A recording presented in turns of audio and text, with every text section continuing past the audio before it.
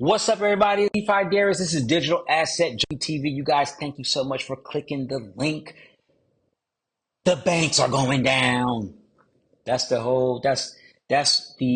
elephant in the room, apparently.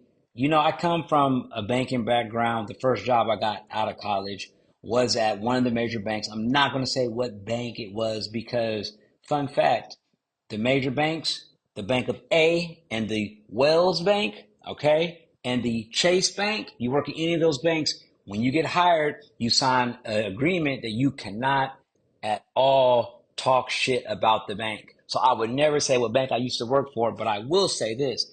I help scam people out of hundreds of thousands of dollars, maybe even millions of dollars. Okay.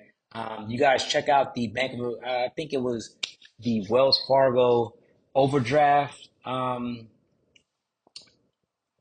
like the overdraft thing.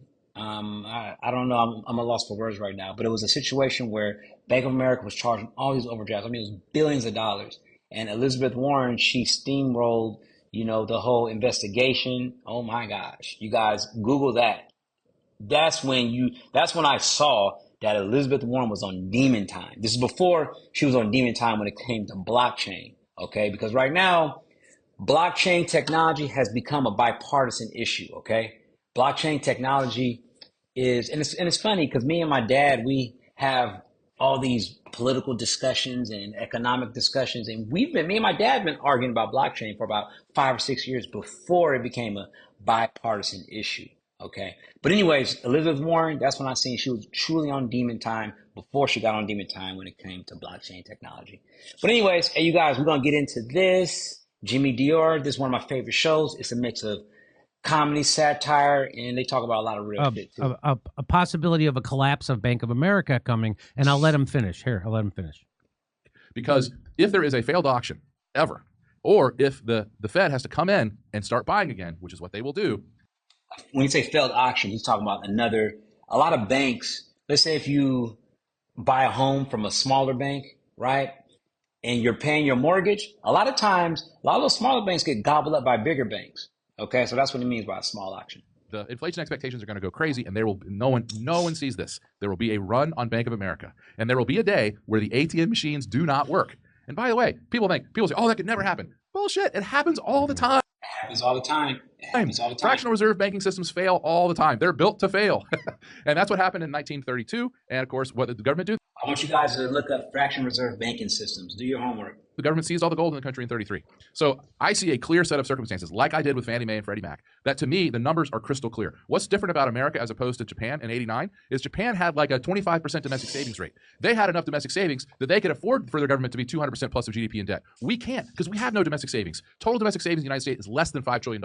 Less than. There's no way we can refi 11 trillion plus in bonds in 1 year because we don't have the domestic savings to do it, which means we depend on the kindness of strangers. And yet, what are we doing? We're pissing in those strangers' Cheerios. That is not good treasury management. And I'm telling you, this will happen this year. The Fed is going to have to go in to buy bonds again. And when that QE, quote unquote, starts again, the long-term yield on treasuries is going to go well above 6%. I think it'll go above 7%. Could easily go above 10%. Nobody sees that coming. Nobody's pricing Bank of America equity right now at 10% treasury yield. In fact, if you want to have some fun, go ask Grok. Hey, Grok, which is, X's AI. Tell me what the situation looks like for Bank of America if treasury yields go above 10%. How could the bank survive? There's a reason why. Yeah, I got to stop bro there, man. We don't fuck with Grok. I mean, Grok is cool, but, Grok is kind of snarky. I don't want my AI to be snarky. You know what I'm saying? Like, what? You ask Grok a question, sometimes it has a joke. Like, no, I want to teach you. I want to teach my AI how to joke with me. I don't want my AI smart, coming in smart, acting smart. That's what I think about Grok AI, little smarty pants AI. All right, man, we're going to continue on. There you go, boy, King Trump. Conference in Las Vegas. The president's sons, Don Jr. and Eric, will also attend this event. The president and his family stepping ever deeper into the crypto world. CNN chief data analyst Harry Enton. So the reason why Donald Trump is stepping in deeper and deeper in the crypto world is because he has to. Okay, if the other candidate would have won, they would have had to. Okay, but Donald Trump is having fun because this is brand new territory. New laws are being made. People are getting linked on, and billionaires are going to be made. Is here, this segment would be titled like "How Donald Trump and His Family Learned to Love Crypto." Yes. Right. And not only that, I got one more thing about Donald Trump. You got to look at, and this is why I'm so bullish on blockchain technology, Bitcoin, America, for the most part. Donald Trump, I mean, let's be real, man. America already monopolized the world. We just got to work out a few kinks, okay? All right. It's very important for Donald Trump, after he goes to heaven or the other place, he wants people to say good things about him. This is the cusp. This is like the 1970s when the president at the time, I don't know, y'all roast me in the comments. I don't know who the president was at the time, but they took the dollar off the gold standard. This is big. This is big. Okay. All right. All right. Right? Both politically and financially here. Let's talk about, in general, the politics of crypto. How has it changed over the last 10 years? Well, this is one of the trend lines in American politics and just American society overall that makes you go, wow, crypto has become part of the mainstream. What are we talking about here? The belief that crypto should be legal. Back in 2014, it was just 38% of Americans. Look at this shift. Hello. It is now 55% of Americans who believe that crypto should be legal, compared to just 38% who believe it should, in fact, be illegal, at least most of the time. So this is a big part that's playing in a Donald Trump's play here. I mean, come on, man. You guys remember when Facebook came out? The only people that had Facebook were college students. I don't know if you guys remember. All right. All the kids that didn't go to college were on MySpace. All right. All right. So the MySpace people was like, no, I'm not messing with Facebook, until Facebook started getting bigger, more mainstream, start etching in to our system. You know what I'm saying? Once blockchain technology starts to really etch into our system, when we go to Target and we swipe our card, or we might use Apple Pay, we're at the point where we're going to have a blockchain app, bing, taken right out of your account. You know what I'm saying? We are at the time where if you want to get paid daily, you will get paid daily. Because the reason why we have to wait 2 to 3 weeks for our paycheck is for the friction.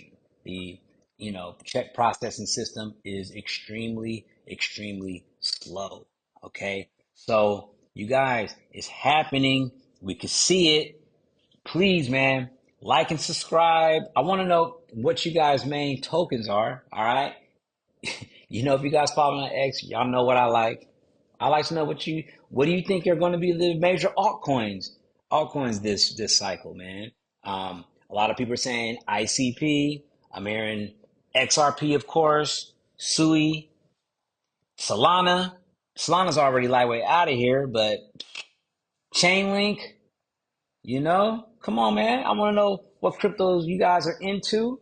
I want to know the staking reward, because every single blockchain got their own staking rewards. Okay. And that's what I was telling one of my buddies about blockchain technology. And he was asking me, oh, why do you like blockchain technology so much? It's not that I like it so much. I see where it's going. You understand? I see where it's going. So I'm just trying to be smart and, trying to put my ducks in a row. I'm trying to stake my tokens as much as I can. And I'm trying to use the blockchain. All right. All right. So you guys, man, please like and subscribe. I'm going to have more shit coming. Digital Asset Junkie TV.